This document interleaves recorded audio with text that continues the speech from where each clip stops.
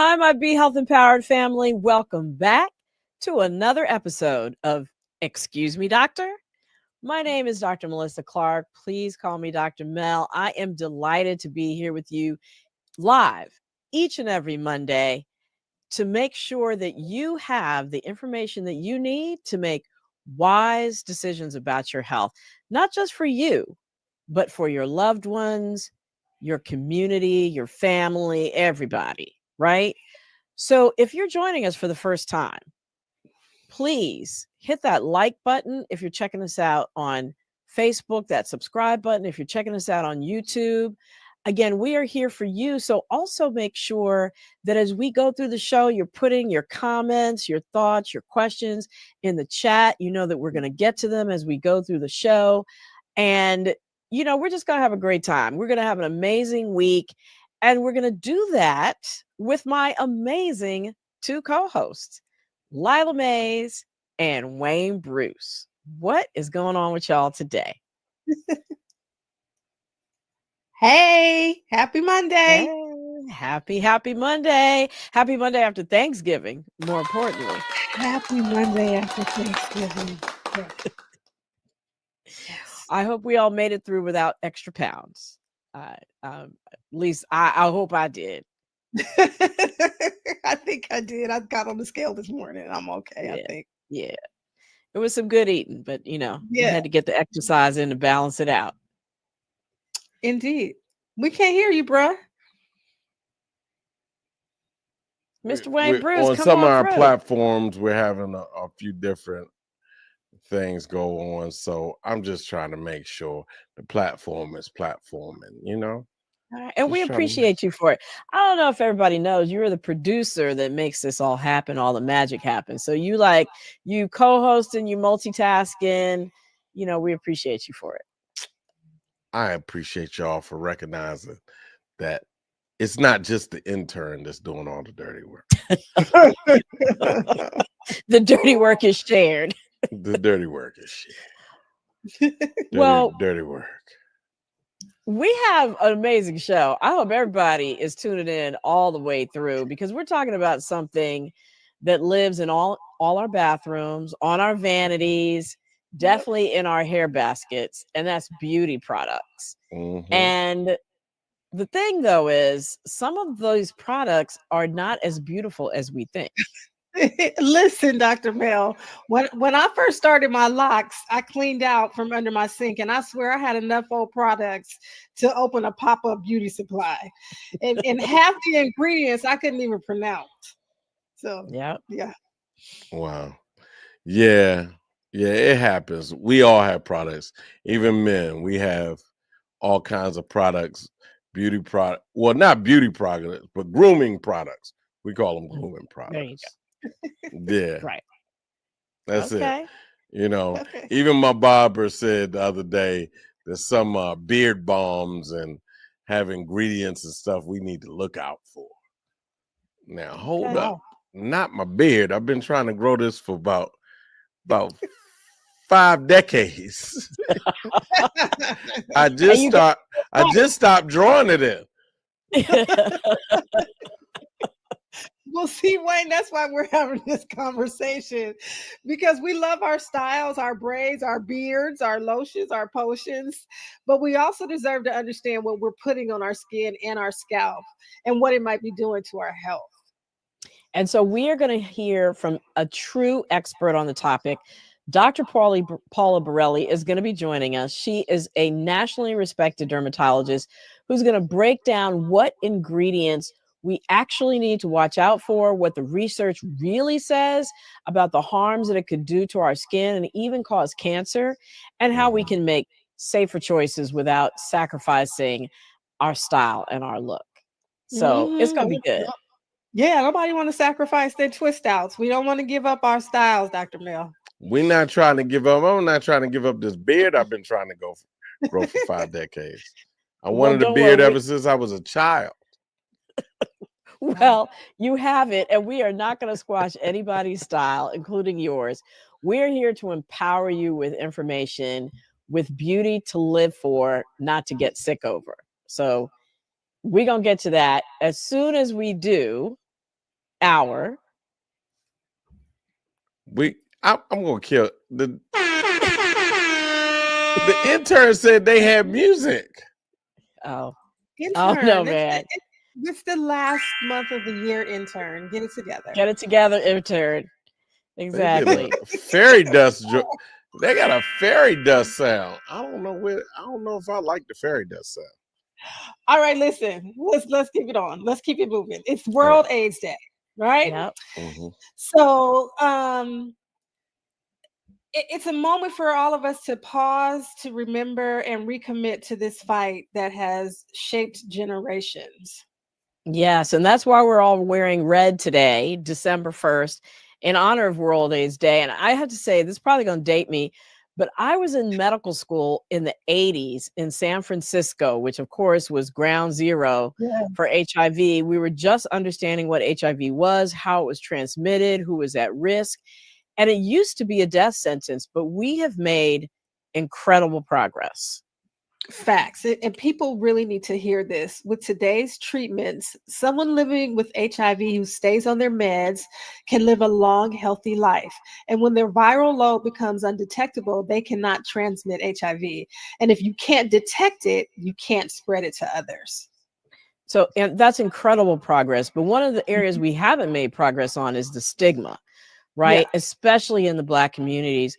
Black community, we make up as Black Americans 13% of the population, but account for nearly 40% of new HIV diagnoses. And it's even higher. It's almost 50% of the diagnoses in women are Black women, and especially in the southern part of the United States. This tells us we need better access, better education, less stigma, more compassion. Indeed. And a part of compassion is talking about prevention without shame. There's so much shame around it. We get to break those feelings of shame around it. We have tools now, PrEP, a once a day pill or long acting injection that can reduce the risk of getting HIV by up to 99%. That's empowerment. That's the empowerment we talk about on this show. Yep. And empowerment is also knowing your status. That's normal. It's healthy. It's powerful. So get tested. Testing is the way to do that. You can get free testing from many clinics, and it's confidential, most importantly.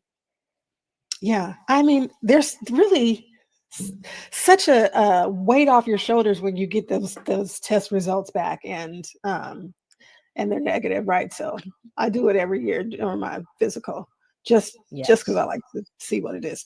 So today, instead of letting World AIDS Day pass us by, let's use it as a reminder to check in with ourselves, check in with our partners, and check in with our communities, because HIV is not a death sentence. It's a condition people manage and live full lives with. And with prevention, treatment, and education, we can end the HIV epidemic. Amen. All right. Amen. All right. Night, night, and bye bye to high blood pressure. This is for me. Dr. Mel, I love this next one because it's simple, free, and doable. A new study shows that keeping a regular bedtime can actually lower your blood pressure, almost like cutting sodium or adding an extra workout. Yeah. And it's amazing because people whose bedtimes only varied by about 7 minutes, that was what it was in the study, they saw their blood pressure, the top number, that systolic blood pressure, drop by about 4 to 5 millimeters of mercury. And the lower number, called the diastolic number, dropped by 3 to 4 millimeters of mercury, with the biggest drops happening at night.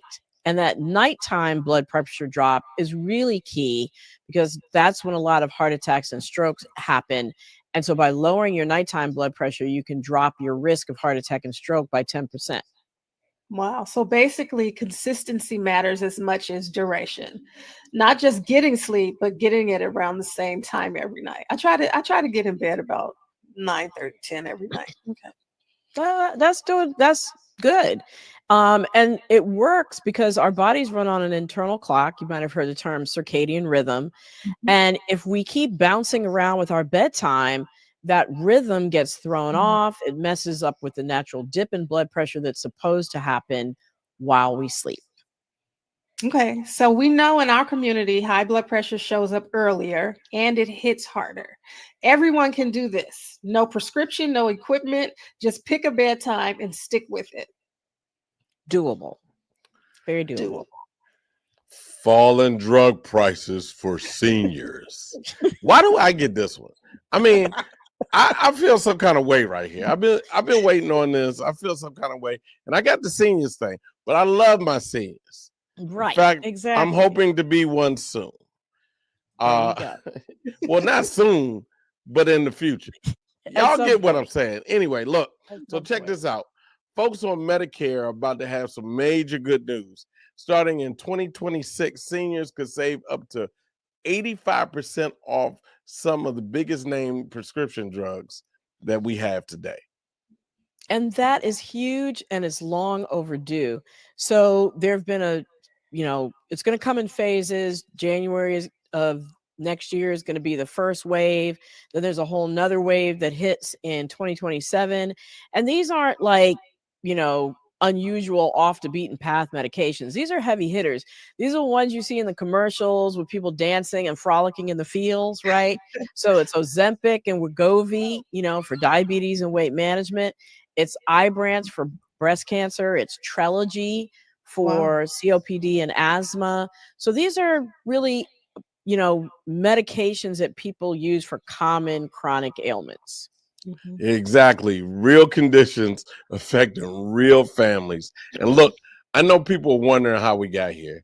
This all comes from the Inflation Reduction Act of 2022, passed under the former administration. President Biden and his crew got together and finally gave Medicare the power to negotiate the drug prices, right? And for decades, Big Pharma said nope, but now we done changed the rules. So shout out to the Inflation Reduction Act and getting these drug prices down. Right. And this is going to help our communities, especially Black and brown seniors who often live on fixed incomes, carry a heavier burden of chronic disease, people who have to decide between buying medications or paying rent, right? So this is huge. Yeah, bit by bit, this is making prescription drugs more accessible, more affordable, and more in line with what people actually earn. Finally, seniors are going to get some relief and they'll be dancing around in the commercials, right? It'll be some new commercial. Exactly. Right? So we're gonna keep an eye on this as these things sort of come online, these falling drug prices, and keep you all abreast so that you're in the know when it actually hits and it actually happens. So thank you, Wayne and Lila. We're gonna get back to you in a minute because we are gonna get into our show and our expert who is here with us. We know that for centuries, Black women in the West have been told that our skin tones and our hair textures are inferior, are unprofessional, are undesirable. And this indoctrination has led many of us to embrace hair and skin treatments that it turns out could really be posing serious risk to our health, often without our knowledge. So today we are diving into this topic.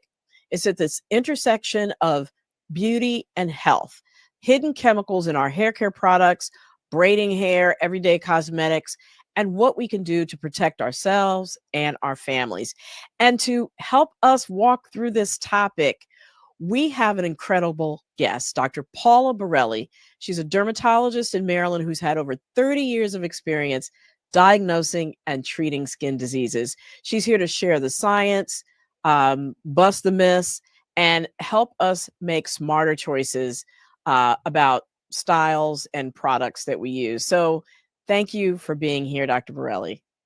Hi, Dr. Mel. Thank you for having me. It's a pleasure to be here. Wonderful. I can't hear you.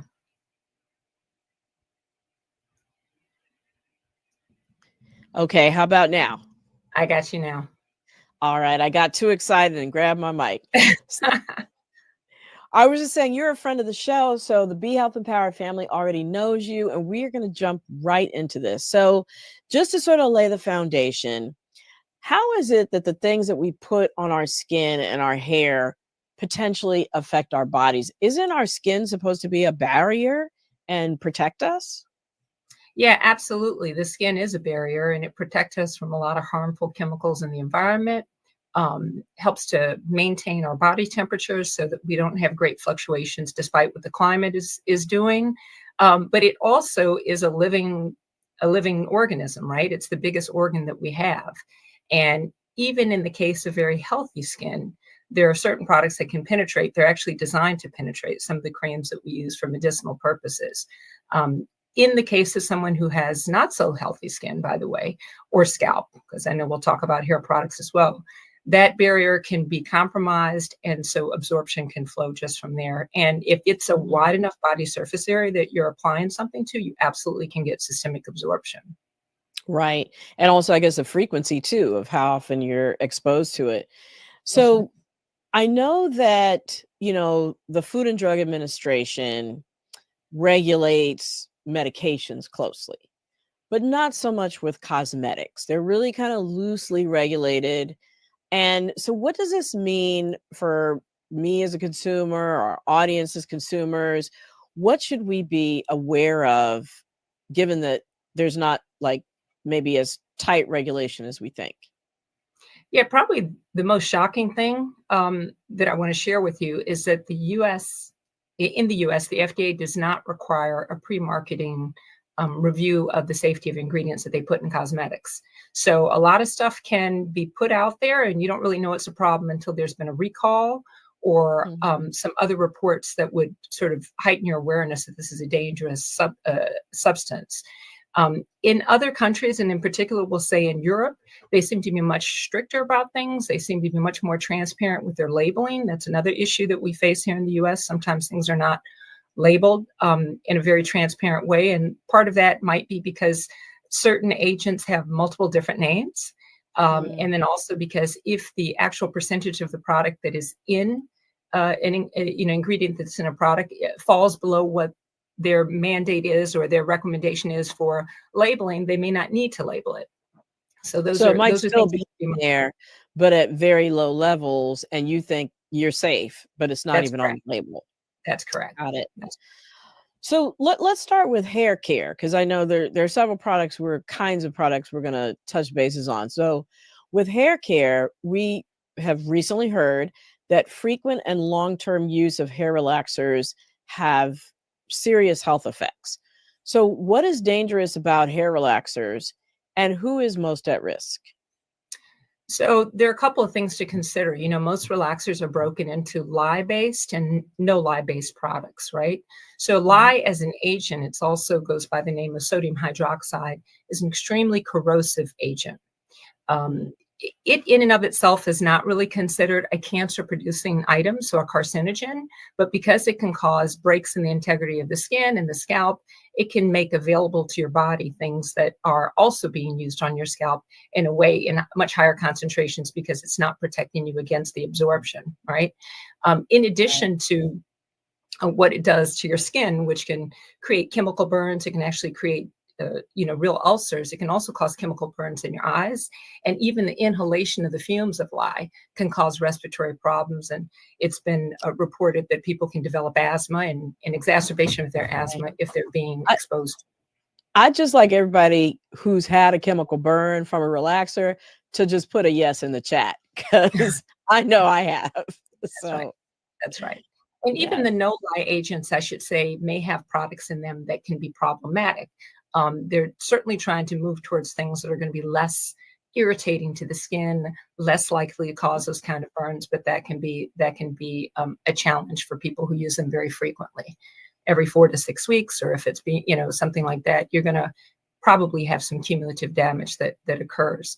And I don't know if you're going to move into the discussion about what they're now starting to discover about hair relaxers, particularly in Black women, and the increased risk it may have in the development of certain types of cancers, particularly in exactly. Uterine that's what cancer. I wanted to bring out. Yes. Yeah. And so that's real. And there's concern that some of those agents and the ingredients that are put in these products can serve as what they call endocrine disruptors. And these products can interfere with your body's own ability to function in terms of, using hormones and so forth that we all need just to live every day. And if some of those agents actually mimic estrogen as a hormone, then it could put a person at increased risk of developing certain hormone sensitive tumors like breast cancers or endometrial cancers. It could put young women at risk of having premature menses, which is, problematic, particularly since sometimes people are getting perms as young as 6 and 8 years old. Yes, absolutely. And there's also been some association with fertility issues if it's really suppressing your own natural hormone. Wow. And just so everybody knows, endocrine means the system in your body that produces hormones. So if it's an endocrine disruptor, it's messing up that system, and hence all the problems that you just mentioned. Are there other categories of hair care products like leave-ins or edge control, scalp oils, any of those that may contain harmful substances as well? Well, I think any of them could potentially, and we'll talk a little bit about some of the real red flag products that you know about, that people are really aware about. For example, formaldehyde, which is used as preservative. Parabens that are usually used also as preservatives are well-known endocrine disruptors, and the formaldehydes are actually considered to be carcinogens. You can find that in any of these products. They could be in shampoos, they can be in, as you mentioned, leave-in hair products as well as in skincare products. So I don't think that there is one particular product over another that's going to put you at greater risk, but let's just think about how we use these things. When you're using leave-in conditions, usually it's just meant to sort of coat the hair. It's sitting on the surface, take away frizz. It has a lot of either dimethicone or silicone in it so that it looks smooth and it moisturizes you. When you're using something more for edge control, that's by definition going to be on the edges, on the periphery of your hairline. And so you're likely to get more absorption into the skin. And, where this can really be problematic is for other things that are a little less lethal, obviously, than cancer causing, but like pomade acne or creating folliculitis or pore clogging because you're putting too many oils and inclusive things in the scalp. Got it. So far I've heard you say lye is a problem. I've heard you say parabens. I've heard you say formaldehyde. Are there any other things on labels that we should be sort of looking for in terms of ingredient changes that, ingredients that we should be avoiding? Well, when we read the label. Yeah, when you're reading the label, and this is, I have to say, it's a little bit unfair to expect for the consumer to do this, because when I say formaldehyde, you might not be realizing that there is formaldehyde, and then there are other agents like glycolic acid that's a formaldehyde releaser. So if the product says no formaldehyde, it doesn't mean that it doesn't have something in there that's going to actually expose you to the same harmful effects of formaldehyde. Things like organic and natural and pure, these things don't really have a standard. So when you see that on your label, that's a very difficult one to sort of interpret and know whether or not this is okay. So my suggestion would be familiarize yourself with some of the big things. So we mentioned formaldehyde releasers. There's something called glutaraldehyde that's sometimes used in place of formaldehyde, which is 6 to 8 times more potent and damaging. Phthalates, which are used with a number of agents that have fragrance, are also problematic for people. And if you have those things, or lye, we talked about lye going under the name sodium hydroxide. If you have those things in your mind, then you can know, as you're looking for things, to look for labels that say, without or no, or, formaldehyde free, even though I just told you that sometimes it's not completely accurate. The other thing you could do, you could look for things that say, dermatology tested. That doesn't mean that it's automatically going to be purely safe, but it does make you feel like, okay, I can either go to the American Academy of Dermatology website, aad.org, and look up products. And one other nonpartisan organization that you and I are both familiar with, nonprofit, is the Environmental Working Group. Yes. And I like to think of them as sort of, your boots on the ground for people who are really trying to just know what's out there in the environment that might be problematic, not just in cosmetics, but in environmental, in chemicals that we use to clean and the food we eat. Yeah. And you can go to their website, and you may not be able to pull up any product, you can look up your product and see if it's been, as they say, EWG verified. And with that, you know that there's another set of scientific eyes looking at the product to make sure that it's safe. Right. And I think that's probably the easiest thing, rather than, like you said, trying to memorize all the different chemicals and read the labels. You can actually go to their website, put in the name of the product, and figure out, is it safe? Right. Right. So just last week, we kind of, in our weekly recap, we talked about synthetic braided hair. So I want to bring that up again for those people that might have missed that episode. A lot of us braid our hair to protect it, right? But it turns out that that might be doing more harm than good. So from a dermatologist perspective, what should we be watching out for with synthetic braided hair? What kind of problems might it be causing on our scalp and even our body? So I think the first thing that we often think about is just the tension that it can put on your hair, and the result that could be inflammation and scarring and what they call traction alopecia, because there's just been too much tension put on the hair at any given time. Some of the braids are very heavy, so that adds tension to it. Some of these products have been treated with, certain, flame retardant materials, which is surprising, but that is true. It's coated with things that can be quite allergenic or allergy producing, and so there are people who have reactions to the actual fiber that's being used for the hair. And you and I are going to reference probably the same article that was actually written in Consumer Reports, but that was based on an article that was written, I think, in 2023 in one of the Lancet journals that talked very specifically about the number of common branded hair fibers that have carcinogens detected in them. And they give a long list from things like lead to one type of fiber that's referred to as mod acrylic fiber, which is a very popular one, is a combination of two well-known carcinogens, one being vinyl chloride and another one being acrylonitrile. So these are the products that you're wearing in your hair for 4 to 6 weeks at a time, and then maybe you're going to go and get it redone and wear it for longer. So how does that expose you, just in terms of exposure to your skin, and then also what you're inhaling? Because if you are inhaling this product, meaning the fumes of it, if you will, or the coating of it, that can be problematic, certainly for your respiratory system. And if you're touching it and you're eating, you can actually ingest some of it. It's a big concern for little kids. Yeah. I wore braids throughout medical school just because it was easy, right? I could focus more on studying. Right.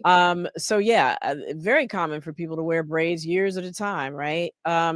So how can you tell the difference between just a simple irritation from braiding and an allergic reaction that might need medical attention? Well, it's interesting, because you frequently will have people say that when they first get their braids put in, that it burns and it itches, and we might even see clinically these little whiteheads that come up at the edges where you can see the hair has been pulled very tight. That actually causes inflammation, and over long periods of time, this is where the scarring can come in, and this is why people suffer from something called traction alopecia. So that's one thing that maybe will go under the umbrella of just sort of irritation, but it gets better over, the course of, 5 to 7 days, or whenever the braids start to loosen. Something that is truly an allergic reaction might take several days to present, because allergic contact dermatitis are usually products that you get exposed to, and it might take you 1 to 2 days to actually see the reaction, with red, itchy bumps and scaling, a lot of burning, and it will often persist. So rather than getting better, it might actually persist until you either remove the braids or you seek treatment to try and quell that inflammatory response. So what's a girl to do? I want to go to the beach. I'm on vacation for a couple weeks. I want to get my hair braided. What do you recommend? Well, it's tough. And I think I should give this one quick disclaimer, and that is to say that because we say we see carcinogens or cancer-producing ingredients in certain, substances, that does not automatically translate into, if you expose yourself, you're going to get cancer. And so I just want to be clear about that. I do think that it's shocking to know that so many concerning products can go into these, so many concerning ingredients can go into products that we use every day, and that it's so loosely regulated. From the labeling to, just identifying what's actually in there and what the potential problems can be, and making sure the consumer is aware. So what can you do? I think what you have to do is you have to sort of mitigate your risk the best you can. When it comes to things like hair dye, because this was also a part of that sister study. The sister study, by the way, started in 2003, and I think it went for about 6 years, 2009. And over the course of that year, they enrolled 50,000 women, all of whom were cancer-free, but all of whom had a sister with breast cancer. And they just monitored these women over a number of years to see who was more likely to get breast cancer based on some of their habits. And that included things like hair dye and chemical relaxers. And what they discovered is that Black women had a 45% increased risk of breast cancer when they used permanent dye. Permanent dye, uses ammonium. So it did not seem to have the same kind of risk associated with you use semi or demi-permanent. But for permanent dye, that was one of the very big important. risks. That's a big call out. In white women, by the way, it was only 7%. So I'll just leave it right there. So what can you do? You can make choices about what you want to expose yourself to. And if you're someone who dyes their hair, maybe you'll go for semi or demi-permanent. If you're someone who's going to relax your hair, you'll certainly look for products that are maybe, considered to be a little bit safer. Although I have to say, anytime you're using products to straighten your hair, there's always going to be a risk of also breaking the hair, because structurally you're making the hair more fragile. But breaking the hair is different than causing a cancer. So again, you're making choices here. And I think, relying on some of the products that I believe are going to be a little bit more reliable at testing. So I tend to go to big houses as opposed to smaller houses. That's not to say that smaller brands cannot do a very good job of vetting their products and making sure they have a safe product. But in this industry, there's so many smaller companies that can just slide products in under the radar, and the FDA is not able to sort of regulate that. And so much direct to consumer sales, right, on social media and the like, where you can buy products and who knows where they come from. They're not even coming from this country. So I would just be really careful about what you put not only in your system, but on top of your skin and your hair. Well, let's move to skin. That's an excellent segue. So what skin cosmetic ingredients have the clearest links to either cancer or reproductive harm, or we talked about endocrine disruptors that mess with your hormones? Which are the ones that we should be watching out there that we're putting directly on our skin? So, the good news is that oftentimes they're the same products, right? Because they're used in a variety of different cosmetics, whether it's formaldehyde in shampoo or formaldehyde in a moisturizer. That's going to be a problematic ingredient. The same, again, is true with the parabens, because they're used as preservatives. And some people might say, well, I'd rather just get something that's preservative free so I don't have to worry about this. But if you have a jar of cream in your house for 30 days, which many of us will have, without a preservative, the risk of growing bacteria in that product is quite high. So you do want to have something that's a preservative in there, but it doesn't need to be the ones that we know are problematic, like the parabens, like the formaldehyde and the formaldehyde releasers. I mentioned glutaraldehyde already. And the phthalates. The phthalates are also problematic because they're fragrance, linked to fragrances, but they're also endocrine disruptors. Okay. And when you go to read the label, that's PTH. Correct. Phthalates. The P is silent. So I want to make sure that we touch on skin lightening, right? Because this is a $2 billion industry in the US. That's not even talking about the folks that use it in Africa and India and the Caribbean, right? And it's heavily driven by women of color. So what a lot of people don't realize is how dangerous some of these products, the skin lightening products, can be, especially, again, because consumer protections are weak. So what are some of the things that we need to know about skin lightening creams and the potential harms from those? Well, I think the one that most people think about is hydroquinone, because that's been around probably among the longest. And for many years, it was over the counter in some of the brands that we all know that were brightening and lightening agent. In 2020, they pulled it off the market because there was concerns that it could be carcinogenic. There have been some reports and studies that demonstrate that in mice, it was causing kidney tumors, right? Oh, well, after pretty extensive research, they were actually never able to verify that this was something that you have to worry about in humans. But it did not make it back to the market because it's just too hard to regulate how much a person will use in over-the-counter products. And so we still use hydroquinone, but only available by prescription. And what that allows the provider to do is to manage how long a person is using it, what the concentration, what the percentage of hydroquinone is that's being used. And you can ensure that there's some breaks that are going to be taken along the way, because it seems to be the chronic high dose use of hydroquinone that causes problems for people. And one of the problems it causes is something called acquired ochronosis, where you get almost like a reversal reaction. You get a much darker pigment that develops in the skin. And that's really, really hard to get rid of. Wow. So what are some safer dermatologist approved options for people dealing with concerns of hyperpigmentation or, scarring, like dark patches due to scarring, or melasma is one condition that causes darker patches. What are some options that people can do rather than buying stuff over the counter? Well, I think what you're going to want to do is you're going to want to seek out treatment from a professional, right? I mean, and now they have all these options online where you can talk to a doctor online and they can package something for you. I'm a little gun shy about that as well, because I don't know how much experience people have with all different skin types and, managing a number of other things that maybe they won't be able to manage just as a remote provider. But in the office, we still use bleaching aids. Like I mentioned, hydroquinone is one. There's another one called kojic acid that we use very safely. Tranexamic acid is a newer kit on the market. We use that topically. We sometimes even use it orally. But the reason I feel confident that these are safer options for people is because they can be managed by a professional, and dosing can be sort of taken into consideration, and also duration of therapy.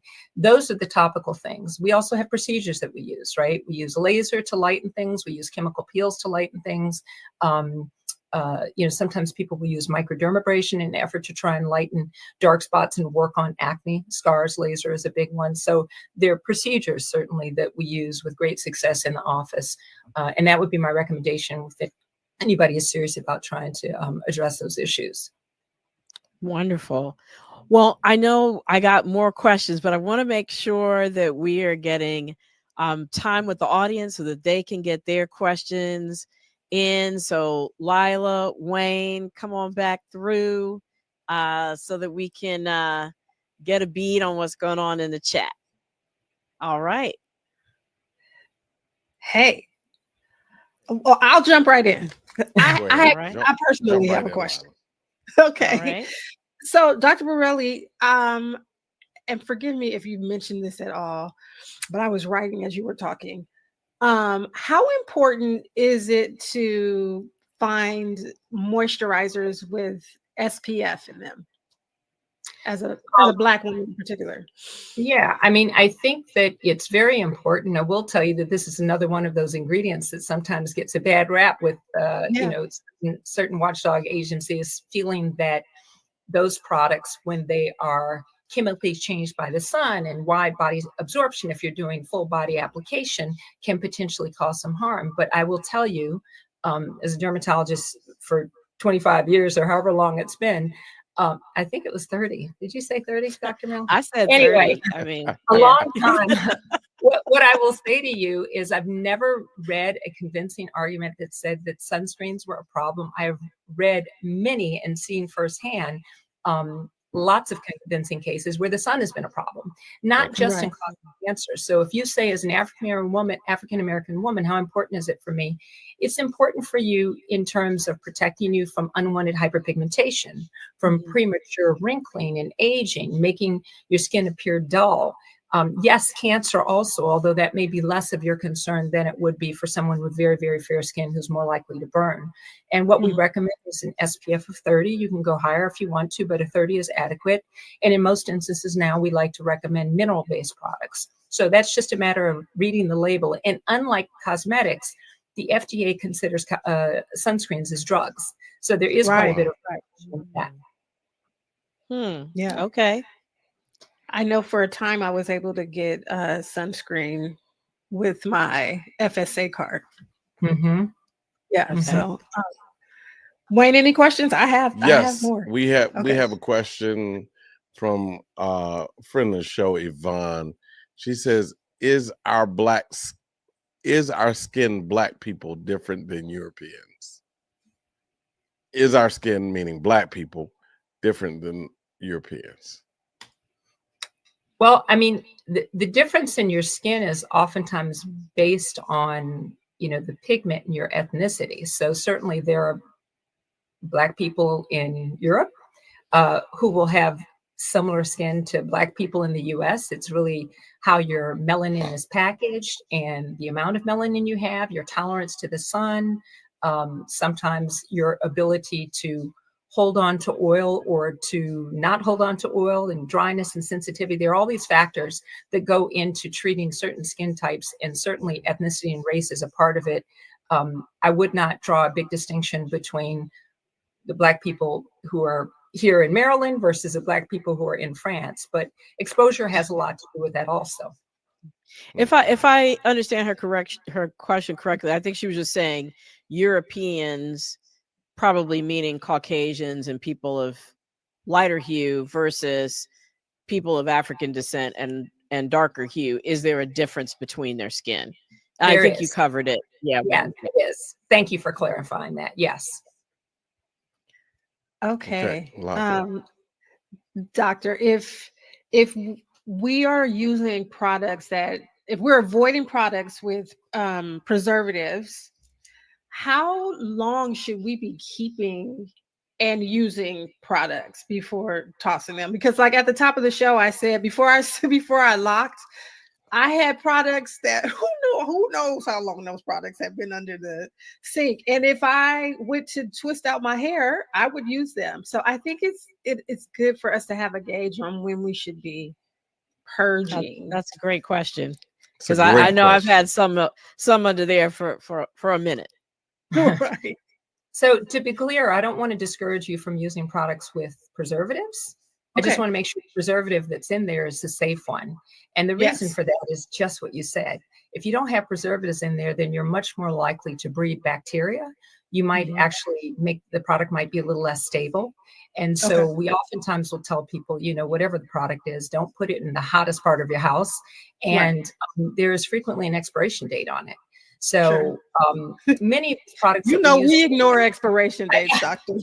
I understand that. I will say that it's a tougher question to ask because different products probably have different levels of stability. But if it's something that you use on a regular basis, you're probably going to use it up before it expires. Now, if you have 10 different, products that you're using for your hair, you probably have, 4 or 5 that you don't need anyway. I'm just going to say it that simply. That's fair. Yeah. That's a good answer. That is So fair. so we have a question. How does from Essence Shepherd or Shepherd Essence, I'm sorry, how does a potential patient vet a dermatologist? Ooh, good question. Well, I guess you have to think about what's most important to you with respect to your caregiver. And what I mean by that, I think you want to find someone who's well educated, and you can look that up on their website or look at their resume.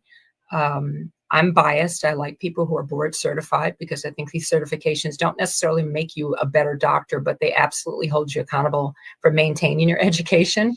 Once you graduate, if you choose never to study again, that's kind of your business, but the board won't allow that.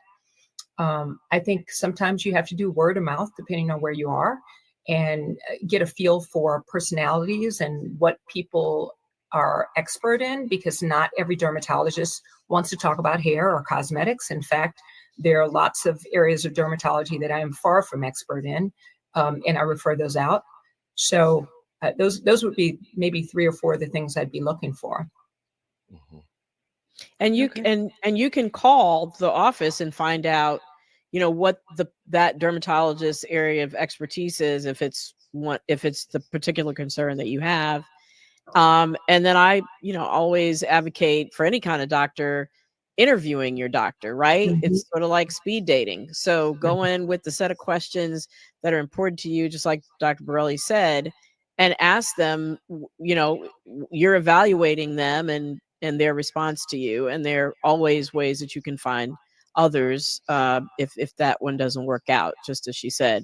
And I would also say too, and I guess as a extension of the question, Dr. Bourelly, as a person of color, you know, with pigmented skin, should we be looking for dermatologists who have, if they're not Black, at least extensive experience working with people with melanated complexions, melanated skin?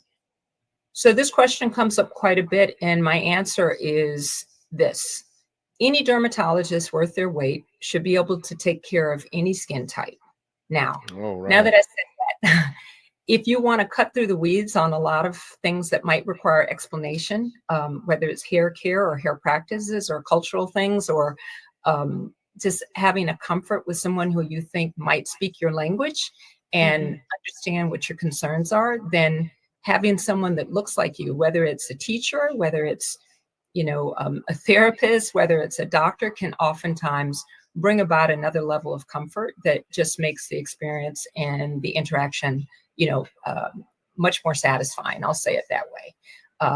If you are in a community where you don't have much diversity, and that's always a possibility, then you want to at least find a provider that's serving the other people in the community that look like you. So even if the provider doesn't look like you, if that person is serving your friends and your aunt and, you know, cousins and people who know them, then you can feel fairly sure that they have experience taking care of people who have, you know, your kind of skin and maybe particularly your kind of concerns.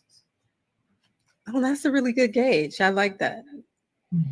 Yeah. So we don't have, as Black people, need to see a Black physician or dermatologist, but it helps with, at least from a cultural standpoint. And yeah.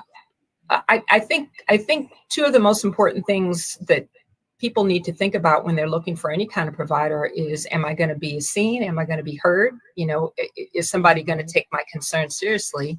And are they competent to address them? I think that was 4 things, not 2. But my point is that when it comes to interacting with someone, they do not have to be Black. They just have to be empathetic, and they have to be super interested in whatever your issue is. And, you know, I won't go further because that can come in any shade, obviously. Right. So I just want to go back just a half step and follow our last train of thought. And Let Me Charm You said, I have products for my locks from 2021. So Let Me Charm You, might be time to get rid of them products. That's what I'm saying. It might be time to purge. Charm you. Purge. Let it go. Let it go. Yeah. So do you have another question? I do, but go ahead. I have a question here. You talked about fragrances and things with fragrances, I believe, earlier. And so fragrance is a concern. I want to say this. Men are getting targeted now with fragrance, you know, dupes, right? And these dupes that, you know, because they're cheaper than regular products. Regular products like Creed of Venice is like a $500 to $600 bottle of fragrance, and they have these dupes online. Should we be leery of these dupes, or do even the fragrances for men that you spray on your body come, you know, regulated? Well, I think they're going to fall into the same category as other cosmetics. You know, cosmetics by definition are anything you sort of spray on, pour on, smear on your body that is meant for the purpose of beautifying and not for the purpose of changing, you know, function or cellular, you know, composition, right? So a lot of things fall under that category. If you have a very expensive fragrance and then you have a cheap knockoff, I can't say that the cheap knockoff is going to be a problem. I will say that fragrances in general can cause a host of problems for people if they have like a predilection for allergies and eczema. A cheap one, you know, depending on what the composition is, again, you'd worry about how they're introducing fragrance. And we talked about phthalates being one of the harmful things, but if they're not using harmful agents, I don't know that there's a problem there.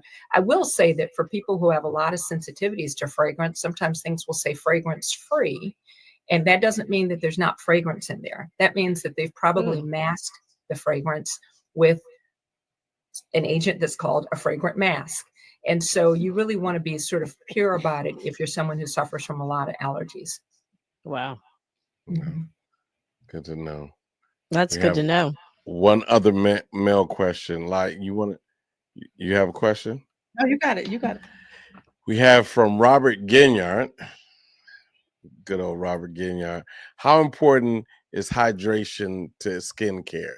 Should we hydrate ourselves with a variety of types of water, such as coconut water, various types of teas, and natural fruit juices?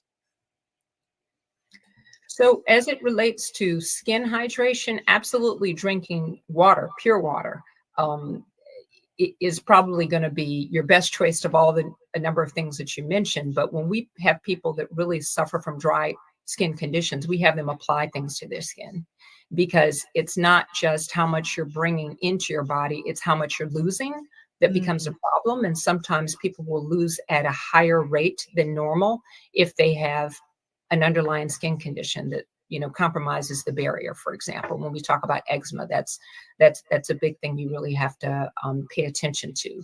So if you're struggling with dry skin or any of the conditions that come as a result of dry skin, yes, drinking fluids and water in particular is going to be very important. I actually don't have a preference, coconut water or regular water, filtered water. I don't have a preference there, but that brings up a whole nother concern, obviously, about just the purity of the water you're drinking. But what we do emphasize is that you have to be putting something directly on your skin to change the dryness and to help protect the barrier so that you don't lose as much moisture moving forward. And also to avoid certain products, that are, you know, cleaning you, for example, or exfoliants or toners, the removing oil. Like, these are things that we do to sort of help and beautify our skin that sometimes are a little bit too much, and they create a secondary problem. That opens up a whole nother ball of wax. Right. Indeed. I have to respond to a text that I just got. Someone said, Lila, you keep saying that you had all these products before you locked. Do you not put anything in your hair? I use nothing but juices and berries in my hair. Okay? Just juices and berries. No. And oils and water. Dr. Bourelly, coming to America, people. Zamunda. Dr. Bourelly. Juices and berries. Okay. Juices and berries.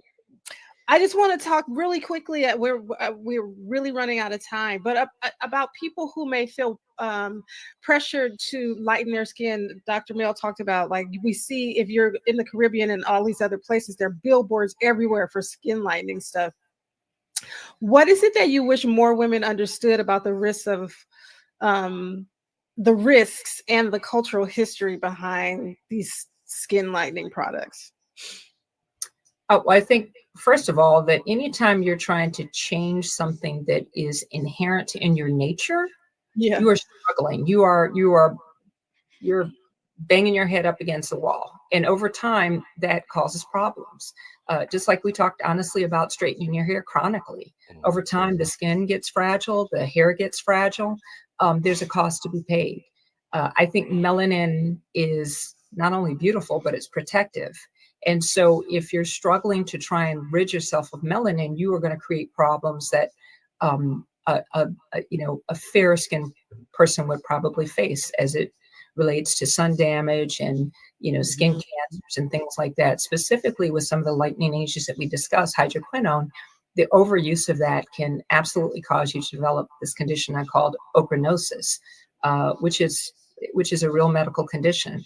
And by the way, when you stop these products, you oftentimes will sort of repigment because that's what your body is made to do, right? So if you want to commit yourself to the next 15 years of trying to change your skin color, not only is it going to be expensive, but it's going to, and honestly, I don't know if you've seen people who've done this for years and years. There's oftentimes, I'm just going to say, kind of a gray, unnatural hue to their skin color. It looks great. Skin can look perfectly smooth and very Sammy Sosa. It is not a natural look. So I really wish that people would embrace the beauty that God gave them, that their parents gave them, their genetics gave them. There are absolutely organizations now that are trying to promote even policies that will make it unacceptable in workplaces for people to feel like they have to change the texture of their hair to make it more acceptable. There are a number of activist groups that are really trying to enforce this because it's harmful not only to our health but also to our psyche, and it shouldn't be. I just have to say that the use of celebrity names are not sanctioned on the Excuse Me Doctor with Dr. Mel show. We just want to throw that out there. And Baseball Hall of Famers. And I want from to the thank Dominican. And I want to thank Dr. Paula Bourelly so much for coming back on Excuse Me Doctor, dropping this extensive knowledge with us. This has really been a great show, full of pearls. Lila and Wayne, thank you as always. Be Health Empowered Family. Great questions. And, acknowledging World AIDS Day. Have a powerful week. And remember, be wise, be well, and be health empowered. Thanks for joining. Thank you so much for having me.